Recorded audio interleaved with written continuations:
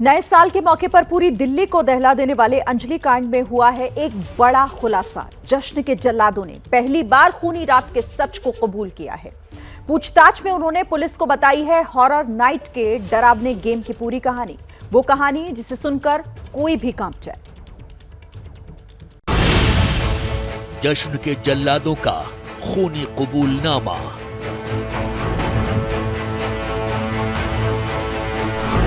अंजलि से दरिंदगी पर शैतानों की मुहर।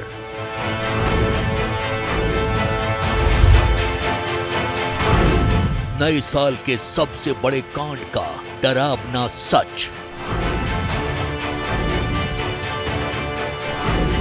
हैवानों का हॉरर नाइट गेम। खूनी रात की जिस कहानी ने दिल्ली के लोगों को थर्रा दिया था, जिसके खौफनाक सस्पेंस में दिल्ली पुलिस भी उलझ कर रह गई है, मौत की उस कहानी में अब हुआ है एक बड़ा खुलासा। बिना कुछ खर्च किए अपने किचन से होम बेकरी बिजनेस करके 40,000 रुपए महीना कमा रही हैं। आपको भी ये करना है तो फ्रीडम ऐप को अभी डाउनलोड कीजिए। खुलासा अंजलि कांड के दरिंदों का, जश्न के उन जल्लादों का जो अब तक पुलिस से झूठ बोल रहे थे, बार बार यही कह रहे थे कि उन्हें कार के नीचे अंजलि के होने की कोई जानकारी नहीं थी। लेकिन अब पहली बार पूछताछ में उन्होंने कबूला है सच। सूत्रों के मुताबिक पहली बार दरिंदों ने पुलिस के सामने यह कबूल किया है कि उन्हें गाड़ी में अंजलि के फंसे होने का पता था, लेकिन इसके बाद भी उन्होंने कार नहीं रोकी, सिर्फ इसलिए कि गाड़ी रोकने पर उन्हें पकड़े जाने का डर था। हॉरर नाइट के हैवानों के इस खुलासे पर अब अंजलि के परिवार वाले आरोपियों के खिलाफ मर्डर का केस दर्ज करने की मांग कर रहे हैं।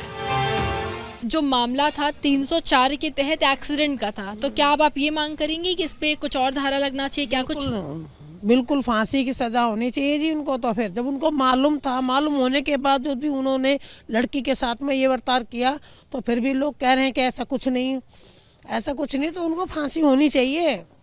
पहले इसमें एक्सीडेंट की धारा लगी थी, यानी कि हिट एंड रन एक्सीडेंट जो 304, तो अब क्या आप मांग करें?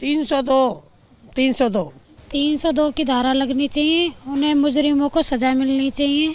उन्हें पता होते आते भी उन्होंने ये काम किया है, बहुत गलत किया है। अगर ये वैसे होता है, एक्सीडेंट वगैरह होता, तो वो तो अलग ही दिखाई देता है। ये तो करा हुआ काम है। इन सारों को सजा होनी चाहिए, फांसी की सजा होनी चाहिए।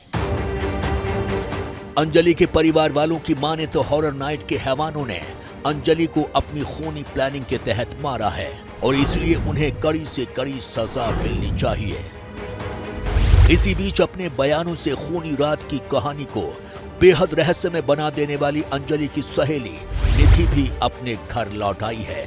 कल रात 9 बजे पूछताछ के बाद जब निधि घर पहुंची तो महिला पुलिसकर्मी समेत 2 जवान उसे छोड़ने घर तक आए थे। वही घर जिसे निधि ने 16 लाख में खरीदा था और वो नवंबर में ही इसमें शिफ्ट हुई थी। कितने दिन पहले यहाँ पर? ये दिवाली के बाद ही आई है। दिवाली से पहले इन्होंने घर खरीदा था। अब तो वो भी तो किराएदार जो जिन्होंने बेचा है वो भी तो टाइम लेंगे ना खाली करने का। तो ये दिवाली के बाद ही शिफ्ट हुई है यहाँ पे। अच्छा। हाँ। तो क्या डीलर के थ्रू लिया था? पूरा घर खरीद लिया था? हाँ। पूरा 3 मंजिला मकान? हाँ। अच्छा। कितने का लिया है मकान? ये इन्होंने 16-16.5 लाख में लिया है। 16.5 लाख? इतनी बड़ी रकम? हाँ। इतनी बड़ी रकम पूरा कहाँ से लेकर के आई? क्योंकि इतनी कम उम्र में इतना बड़ा मकान। उसका बैलेंस होएगा जब तो उन्होंने खरीदा। अब हमें क्या पता ये कहाँ से लाई कहाँ से नहीं लाई, ये तो हमें भी नहीं पता। अच्छा, आपकी बेटी जो है वहीं पर किराए पे रहती है, उसी के घर में? हाँ, उसी के घर में ही रहती है। मेरी लड़की को भी 1.5 महीना हुआ है गए हुए वहाँ पे। आपको बता दें कि अंजलि कांड की सबसे बड़ी गवाह निधि ने खूनी रात की जो कहानी सुनाई है, एबीपी न्यूज ने उसकी गहराई से पड़ताल की है। छानबीन के दौरान खुलासा हुआ है कि निधि ने वारदात वाली रात के कई सच को छुपाया है और इसलिए निधि पर शक गहराता जा रहा है। एबीपी न्यूज की तहकीकात में ही ये खुलासा हुआ है कि निधि दिसंबर 2020 में गांजा की तस्करी करते हुए रंगे हाथ पकड़ी गई थी। तब निधि को आगरा जीआरपी ने 30 किलो गांजे के साथ पकड़ा था। ये तस्वीर उसी वक्त की है जब निधि को उसके 2 साथियों के साथ गिरफ्तार किया गया था। 2020 में दिसंबर महीने में गांजा तस्करों के खिलाफ एक जो हम लोगों का अभियान चलता है, उसी क्रम में 3 व्यक्ति अरेस्ट हुए थे, जिसमें एक निधि थी, दूसरा जो है एक सबीर उर्फ माही करके था, और तीसरा जो है रवि कुमार था। रवि कुमार और माही जो है ये लोग अमन बिहार के थे, और निधि जो है सुल्तानपुरी की थी, जिसको इनके पास से 30 केजी गांजा जो है वो बरामद हुआ था, और उसके बाद इनको जेल भेजा गया था। जो पूछताछ हुई थी उसमें ये पता चला था कि ये लोग सिकंदराबाद से गांजा जो है वो लेकर के आ रहे थे, और इसको दिल्ली में जो है अलग अलग जगहों पे इसकी खपत जो है वो लोग इसकी करवाते हैं। 2020 में गांजे की तस्करी के आरोप में आगरा जीआरपी ने जब निधि को गिरफ्तार किया था तो उस वक्त वो गुनाह की ट्रेनी थी। तब उसे दीपक नाम के शख्स को गांजे की सप्लाई की जिम्मेदारी दी गई थी। इत्तेफाक तो देखिए, अंजलि कांड में भी एक आरोपी का नाम दीपक ही है।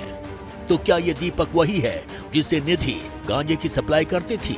क्या खूनी रात के इस आरोपी को निधि पहले से जानती है? मामले का सस्पेंस बढ़ता जा रहा है और इसके सच का खुलासा तो अब तभी होगा जब पुलिस इसकी गहराई से जांच करेगी। अब 8 दिन हो चुके हैं। ये कोई शुरुआती जांच नहीं है जिसमें पुलिस कोई बात कह दे और हम मान लें। अब तक तो इन आरोपियों का नार्को एनालिसिस टेस्ट हो जाना चाहिए था, इस निधि का नार्को एनालिसिस टेस्ट हो जाना चाहिए था, इन आरोपियों की मोबाइल की लोकेशन से तय कर लिया जाना चाहिए था कि कौन लोग किसके साथ थे, कितने बजे तक थे, इनके साथ और कौन लोग थे, कौन कब कहां निकला। ये सब तो बहुत साधारण सी चीजें हैं। पुलिस ने अभी तक इसका स्पष्टीकरण नहीं दिया है। ऐसा लग रहा है समय बिताया जा रहा है, पूरे के पूरे इस घटनाक्रम पे लीपापोती की जा रही है और किसी को बचाने की कोशिश की जा रही है। फिलहाल दिल्ली पुलिस अंजलि कांड की सारी कड़ियों को जोड़ रही है, लेकिन पुलिस की जांच कितनी लचर है इसका अंदाजा आप इसी बात से लगा सकते हैं कि इस केस में सरेंडर करने वाले 7वें आरोपी अंकुश को रोहिणी कोर्ट ने 20,000 के निजी मुचलके पर जमानत दे दी है। बिना कुछ खर्च किए अपने किचन से होम बेकरी बिजनेस करके 40,000 रुपए महीना कमा रही हैं। आपको भी ये करना है तो फ्रीडम ऐप को अभी डाउनलोड कीजिए।